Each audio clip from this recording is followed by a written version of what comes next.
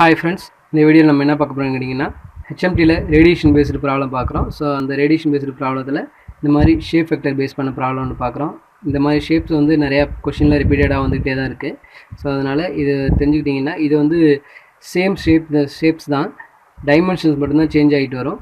So already ஒரு problem வந்து 1 metre வச்சு போட்டிருக்கோம். ஸோ இப்போ இது வந்து 2 மீட்டர் வச்சு சால்வ் பண்ணுறது எப்படின்னு சொல்லி பார்க்குறோம். ஸோ இந்த ப்ராப்ளம் தெரிஞ்சதுக்கு முன்னாடி இந்த சேனல் நீங்கள் சப்ஸ்கிரைப் பண்ணாமல் இருந்தால் சப்ஸ்கிரைப் பண்ணிடுங்க, பக்கத்தில் இருக்க பெல் பட்டனையும் கிளிக் பண்ணிடுங்க. அப்போ தான் இதில் இருக்க அப்டேட்ஸ் உங்களுக்கு கிடச்சிக்கிட்டே இருக்கும். வாங்க ப்ராப்ளத்தை பார்க்கலாம். ஸோ இது ஒரு ரிப்பீட்டட் கொஷின், அதனால் கொஞ்சம் கேர்ஃபுல்லாக பாருங்கள். கேர்ஃபுல்லாக பார்த்தீங்கன்னா தான் புரியும், ஓகேங்களா? So find the shape factor F1 to 2 for the figure shown in below. In the figure, the areas A1 and A2 are perpendicular but do not share the common edges அப்படின்னு சொல்லி கொடுத்துருக்காங்க. இதான் அவங்க கொடுத்துருக்க டயக்ராமு. ஸோ அவங்க கொடுத்துருக்க டயக்ராமில் வந்து பார்த்திங்கன்னா இது A1, இது A2 இப்படி கொடுத்துருக்காங்க. இது A3, A4. அது என்னங்கன்னா இதுவும் தான் ஒரு சர்ஃபேஸு. இங்கே சர்ஃபேஸ் கிடையாது, கேப் இருக்குன்னு அர்த்தம். பட் இது ரெண்டும் வந்து பார்த்திங்கன்னா பர்பண்டிகுலராக இருக்குன்னு சொல்லி கொடுத்துருக்காங்க. இதோட டைமென்ஷன்ஸ் கொடுத்துருக்காங்க. எல்லா சைட்ஸுமே வந்து 2, 2ன்னு கொடுத்துருக்காங்க. எல்லா ஏரியாஸ்லேயும் சைட்ஸ் வந்து 2, 2ன்னு கொடுத்துருக்காங்க. இதில் இந்த ரெண்டு ஏரியாவே சேர்த்து A5ன்னு கொடுத்துருக்காங்க. இந்த ரெண்டு ஏரியாவே சேர்த்து A6ன்னு கொடுத்துருக்காங்க, ஓகேங்களா? ஸோ இதுக்கு கிவன் எடுத்து எழுதிக்கலாம். ஒவ்வொன்றுக்கும் உள்ள ஏரியா எடுத்து எழுதிக்கோங்க. A1 வந்து இது 2, இங்கே 2ன்னு சொன்னால் இது ஃபுல்லாகவே இந்த லெங்க்த்து 2 தான், இந்த லெங்க்த்து 2 தான், 2 தான், 2 தான், ஓகேங்களா? ஸோ அதனால் A1 வந்து 2x2 4 மீட்டர் ஸ்கொயர். அதே மாதிரி A2 2x2 4 metre square. A3 2x2 4 metre square. A4 2x2 4 metre square. A5ங்கிறது வந்து பார்த்திங்கன்னா A5 இது 4x2 8 metre square. A6 4x2 8 metre square, ஓகேங்களா? ஸோ இப்போ 6 ஏரியாஸை எடுத்து எழுதிட்டோம். இப்போ என்ன கேட்டிருக்காங்க அப்படிங்கன்னா ஷேப் ஃபேக்டர் 1லேருந்து 2 கேட்டிருக்காங்க, ஓகேங்களா? 1, 2. சம் ப்ராப்ளத்தில் 1, 2, 3, 4ன்னு கொடுத்து ஷேப் ஃபேக்டர் 1 to 4 கண்டுபிடிங்கன்னு கூட சொல்லுவாங்க. ஸோ உங்களுக்கு எப்படி டயக்ராம் கொடுத்துருக்காங்க, நம்பர் கொடுத்துருக்காங்க, அவங்க கொடுத்துருக்கதை வச்சு தான் நீங்கள் இதை சால்வ் பண்ணணும். மேக்ஸிமம் டயக்ராம் அவங்க கொடுத்துருவாங்க, ஓகேங்களா? கொடுக்கல அப்படின்னா தான் நம்மளாக அஷ்யூம் பண்ணி எழுதிக்கலாம். இப்போ நம்ம கொடுத்துருக்கிறதுனால நம்ம அவங்க என்ன கொடுத்துருக்காங்களோ அதை ஃபாலோ பண்ணி தான் எழுதணும். ஸோ F1 to 2 எடுத்துக்கிறோம் நம்ம, ஓகேங்களா? ஸோ இதை சால்வ் பண்ணுறதுக்கு முன்னாடி இந்த ஏரியாவில் A5ங்கிறது என்னென்னா A1 A3 ரெண்டையும் ஆட் பண்ணுறது. A1 A3 ரெண்டையும் ஆட் பண்ணால் A5. A6ங்கிறது என்னென்னா A2 A4 ரெண்டையும் ஆட் பண்ணுறது A6 அப்படிங்கிறத அவங்க கொடுத்துருக்காங்க.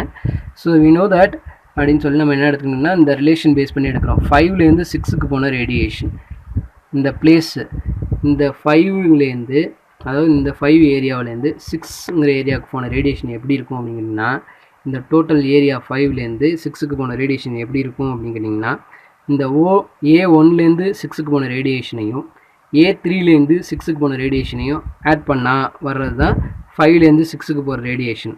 சொல்கிறது புரியுதுங்களா? இந்த டோட்டல் சர்ஃபேஸ்லேருந்து இந்த டோட்டல் சர்ஃபேஸ்க்கு போன ரேடியேஷன் எதுக்கு ஈக்குவலாக இருக்கும்னா இந்த செப்பரேட்டு ஏரியாலேருந்து போன ரேடியேஷன்ஸோட சம்மேஷனுக்கு ஈக்குவலாக இருக்கும் அப்படிங்கிற மாதிரி சொல்கிறோம், ஓகேங்களா? 5லேருந்து இங்கே 6க்கு போன ரேடியேஷன் எதுக்கு ஈக்குவல்னா 1லேருந்து 6க்கு போனது ப்ளஸ் 3லேருந்து 6க்கு போனதோட இதுக்கு ஆட் பண்ணோம்னா கிடைக்கிற வேல்யூ அப்படின்னு சொல்கிறோம், ஓகேங்களா? அதைத்தான் நம்ம என்ன பண்ணுறோன்னா A5 5 to 6 F5 to 6ங்கிறது எதுக்கு ஈக்குவல்னா A1 F1 to 6 1லேருந்து 6க்கு போன ரேடியேஷன் ப்ளஸ் A3 3 to 6 3லேருந்து 6க்கு போன ரேடியேஷன். இதில் செப்பரேட்டாக கூட என்ன பண்ணுவாங்க கேட்டிங்கன்னா F5 to 6 equal to F1 to 6 plus F3 to 6ன்னு எடுத்து கூட சம் இடத்துல நோட்டேஷன் பண்ணுவாங்க, ஓகேங்களா? ஸோ இப்போ இதை நம்ம என்ன பண்ணுறோன்னா இப்போ இதில் செப்பரேட்டாக என்ன பண்ணுறோன்னா இதை வச்சுட்டு இதில் எடுத்துக்கோம். 1லேருந்து 6க்கு போன ரேடியேஷனுக்கு எடுத்துப்போம், ஓகேங்களா? 1லேருந்து 6க்கு போன ரேடியேஷன் முதல்ல 5 எடுத்தோம். 5 எடுத்து இப்படி பிரித்தோம். ஏன் நம்ம இதை இப்படி எடுக்கணுங்கன்னா கான்டாக்ட் இல்லைன்னு சொல்லிட்டாங்க இடையில. இப்போ நம்ம கான்டாக்ட் இருக்கிற மாதிரி ஒரு சர்ஃபேஸஸ் க்ரியேட் பண்ணோம்னா தான் ஈஸியாக இருக்கும், அதுக்காக. ஸோ இப்போ 5லேருந்து 6 எடுத்தோம். இப்போ அதை நான் என்ன பண்ணுறோன்னா A1 எடுத்திருக்கோம். ஸோ இப்போ A1லேருந்து 6க்கு போன ரேடியேஷன் அப்படின்னு சொல்லி கண்டுபிடிக்கிறோம். ஸோ அதில் வந்து பார்த்திங்கன்னா 1லேருந்து 6க்கு போனது எதுக்கு ஈக்குவலாக இருக்கும்னு கேட்டிங்கன்னா 1லேருந்து 4க்கு போன ரேடியேஷன் ப்ளஸ் 1லேருந்து 2க்கு போன ரேடியேஷன் இது ரெண்டையும் ஆட் பண்ணால் 1லேருந்து 6க்கு போன ரேடியேஷனுக்கு ஈக்குவல் ஆகிடுமா? அதை தான் உடச்சி போட்டிருக்காங்க, ஓகேங்களா? F1 to 6ங்கிறது என்னன்னு கேட்டிங்கன்னா இங்கே பாருங்கள் 1 to 6ங்கிறது 1லேருந்து 4க்கு போனது ப்ளஸ் 1லேருந்து 2க்கு போனது. இங்கே 1ன்னு வரதுனால A1, இங்கே 1ன்னு வரதுனால A1 போட்டுக்கணும், அவ்வளோதான். ஸோ F இந்த 1 to 6 போனது நம்ம எப்படி பிரித்து எழுதுறோம்னா A1 F1 to 4 plus A1 F1 to 2ன்னு பிரித்து எழுதியிருக்கோம். ஓகேங்களா, இந்த ரிலேஷன் பேஸ் பண்ணி. ரிமைனிங் இருக்கிறது அப்படியே இருக்கட்டும், A3 F3 to 6 இருக்கட்டும். ஓகேங்களா, ஸோ நெக்ஸ்ட்டு இந்த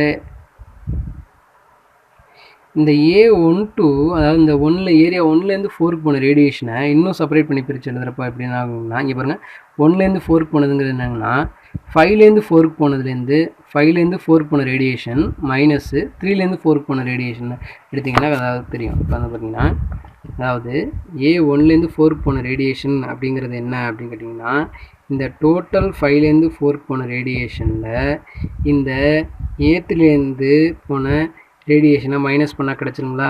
டோட்டலாக போன ரேடியேஷனில் இதுலேருந்து போன ரேடியேஷனை மைனஸ் பண்ணால் இது கிடச்சிருங்களா? இதுக்கு வந்து இதில் இருக்க ரேடியேஷன் கிடச்சிருமா? ஸோ அதை தான் எப்படி எழுதியிருக்காங்கன்னு கேட்டிங்கன்னா F1 to 4 equal to 5 to 4 minus F3 to 4 அப்படின்னு சொல்லி எழுதியிருக்காங்க.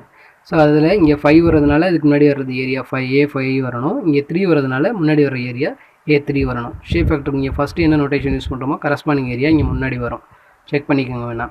ஸோ அப்போ இப்படி பார்க்குறப்ப இந்த A1 F1 to 4ங்கிறத நம்ம எப்படி எழுதலாம்னா A5 F5 to 4 minus A3 F3 to 4ன்னு எடுத்து எழுதுகிறோம். ஓகேங்களா, A1ங்கிறது A5 மைனஸ் A3யாக நம்ம எடுத்துக்கிறோம். ஓகேங்களா, ஸோ அந்த ரிலேஷனையும் இந்த ரிலேஷனையும் பேஸ் பண்ணி இப்படி எடுத்து எழுதுகிறோம். இப்படி பிரிச்சுட்டோம். ஓகேங்களா, ரைட், நல்லா பாருங்கள், புரியுதுங்களா? ஃபைனலாக எழுதுகிறப்ப A5 F5 to 6 equal to A5 F5 to 4 minus A3 F3 to 4 plus A1 F1 to 2 plus A3 F3 to 6ன்னு சொல்லி நம்ம எடுத்து எழுதியிருக்கோம். ரைட், ஸோ இப்போ நமக்கு என்ன வேணும்?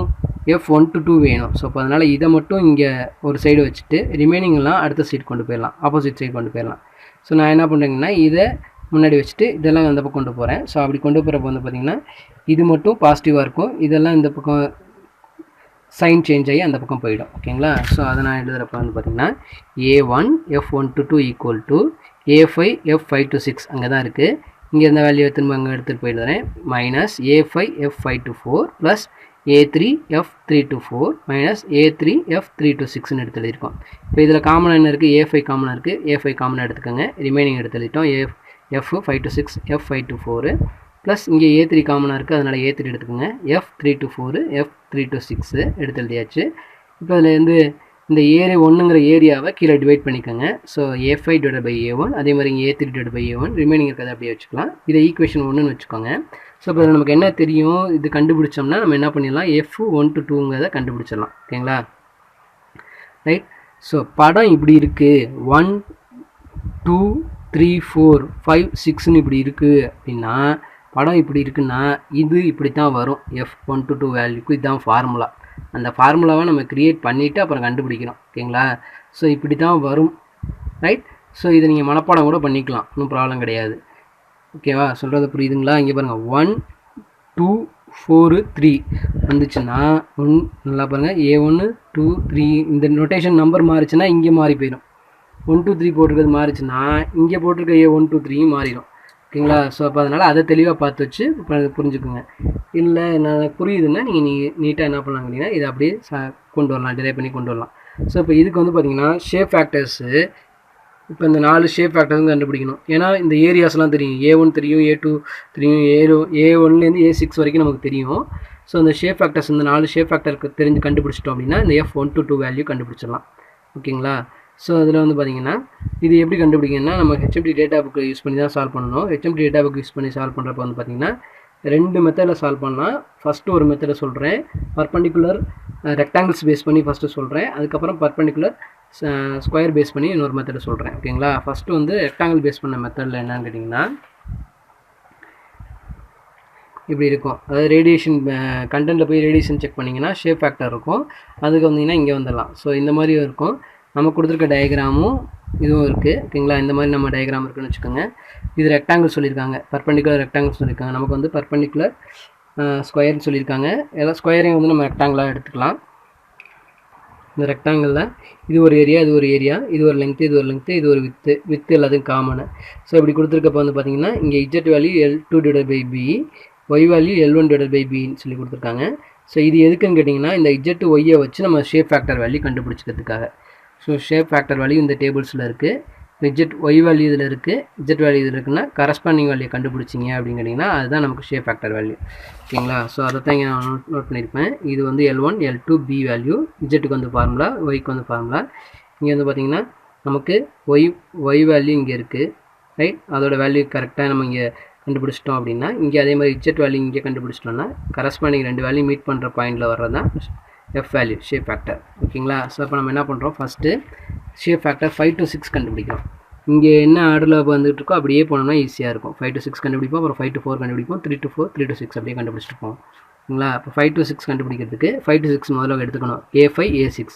A5ல லெங்த் என்ன, இது வந்து 4 L1, இது வந்து 4 L2, இது என்னது டிஸ்டன்ஸு 2 மீட்டர். Okay right. அப்போ இசட்டுக்கு வந்து L2/B, L2 வந்து 4 B2, அதேமாதிரி ஒய்க்கு வந்து L1/B, L1 4 B2. So simply பண்ணால் 2 2. ஓகேங்களா? இங்கே பாருங்கள், ஒயில் 2 இஜெட்டில் 2 ரெண்டு மீட் பண்ணுற பாயிண்டில் எடுத்திங்கன்னா 0.1493. இங்கே பாருங்கள்,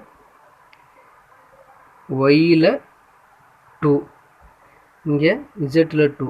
ஸோ இது ரெண்டும் மீட் பண்ணுற பாயிண்ட் வந்தீங்கன்னா இது 0.14930. ஓகேங்களா? ஸோ அதைத்தான் நம்ம என்ன பண்ணியிருக்கோம், இங்கே 0.1493 சொல்லி எழுதியிருக்கோம். ஸோ வேல்யூ எடுத்து எழுதியாச்சு.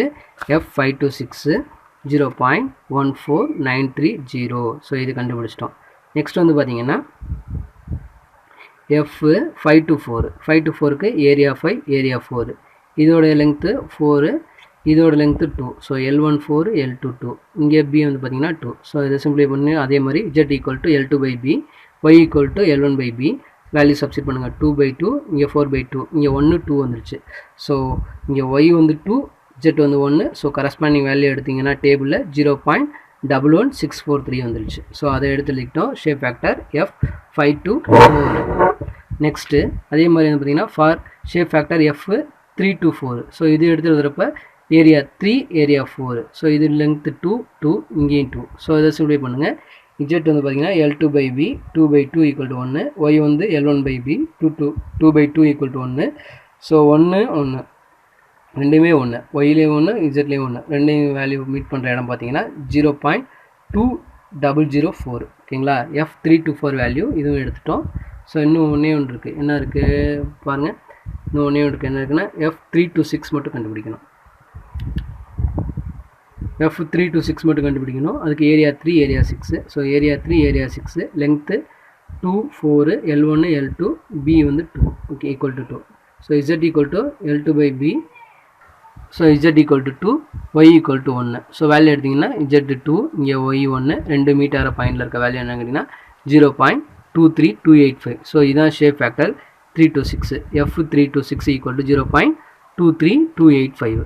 ஸோ இப்போ இந்த 4 வேலையும் எடுத்து கொண்டு போய் ஈக்குவேஷன் 1ல் சப்ஸ்டிட் பண்ணுறோம். ஈக்குவேஷன் 1 என்ன நமக்கு, F1 to 2 = A5/A1 into F5 to 6 minus F5 to 4 plus A3/A1 F3 to 4 plus F3 to 6.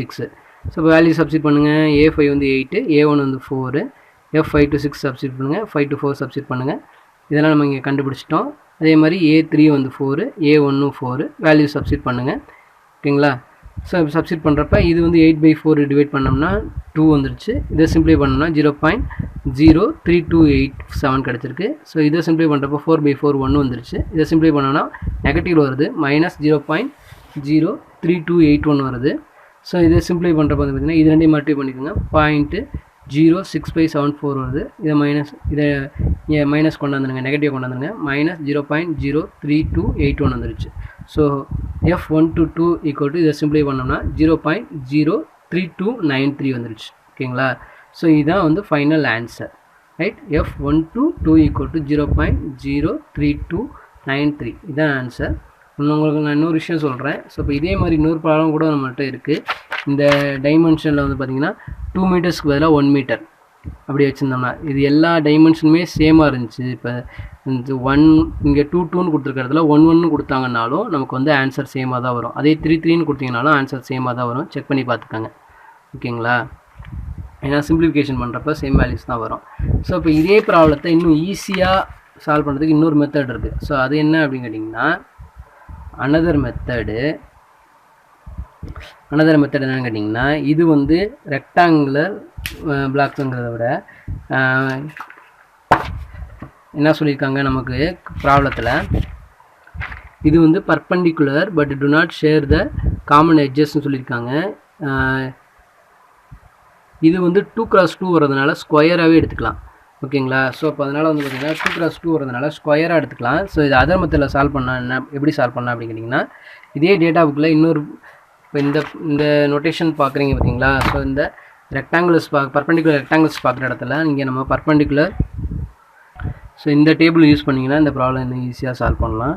So இந்த ப்ராப்ளத்தில் என்ன சொல்கிறாங்க கேட்டிங்கன்னா ஷேப் ஃபேக்டர் ஃபார் நான் இன்டர்செக்டிங் பர்பெண்டிகுலர் ஈக்குவல் ஸ்கொயர்ஸ்னு சொல்லி கொடுத்துருக்காங்க. ஸோ படம் இதை வச்சு நீங்கள் பார்த்தீங்கன்னா புரியும். இங்கே பாருங்கள், இதான் வந்து படம்.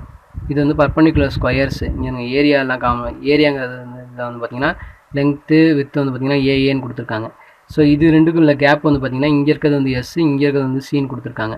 ஸோ இதை ரிலேட் பண்ணி இது A1 இது A2ன்னு எடுத்து இங்கே ஷேப் ஃபேக்டர் 1 to 2 கண்டுபிடிக்காங்கிறது ஐடியா. ஸோ அப்படி பார்த்தீங்கன்னா வந்து பார்த்திங்கன்னா இங்கே என்ன வேணும்னா இந்த எக்ஸ் வேல்யூவில் S/C வேணும். இங்கே வந்து பார்த்திங்கன்னா இதுக்கு வந்து A/C வேல்யூ வேணும். இப்போ நமக்கு வந்து பார்த்திங்கன்னா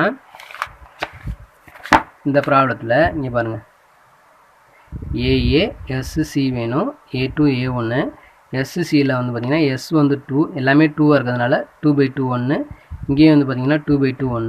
ஸோ இப்போ இதில் வந்து பார்த்திங்கன்னா இங்கே S/C வேல்யூ 1, இந்த A/Cங்கிறதுல 1ல் போய் டச் பண்ணிங்கன்னா கரஸ்பாண்டிங் வேல்யூ F1 to 2 0.03 வருது. இங்கே நம்ம கண்டுபிடிச்சது 0.0329 வந்துருச்சு. ஓகேங்களா? ரைட். ஸோ இங்கே வந்து 32 கூட தான் வந்துச்சு. 0.03 வரைக்கும் வர்றதே ஓகே. நம்ம இன்னும் அக்யூரேட்டாக நம்ம பார்த்தோம்னா இது 0.032 வரும். ஓகேங்களா? இதை வச்சு வெரிஃபை பண்ணலாம். இதை ஸ்ட்ரெயிட் ஆன்சராகவும் எடுத்து எழுதலாம். ஆனால் இதுக்கு ஸ்டெப் மார்க் கிடைக்காது. அதனால் நம்ம அதை ஃபுல்லாக எழுதுறது தான் பெட்ரு. இதை வச்சு நீங்கள் வேணால் செக் பண்ணி பார்த்துக்கலாங்கிறதுக்காக இந்த மெத்தடை நான் உங்களுக்கு சொல்கிறேன். ஓகேங்களா? ஸோ இந்த வீடியோ உங்களுக்கு பிடிச்சிருந்துச்சுன்னா லைக் பண்ணுங்கள். எதுவும் டவுட் இருந்தால் கீழே கமெண்ட் பண்ணுங்கள். உங்கள் ஃப்ரெண்ட்ஸுக்கு தேவைப்படுதுன்னு நினச்சிங்கன்னா ஷேர் பண்ணுங்கள். சிவா சேனலை சப்ஸ்கிரைப் பண்ணுங்கள். தேங்க்யூ ஃபார் வாட்சிங் சிவா சேனல்.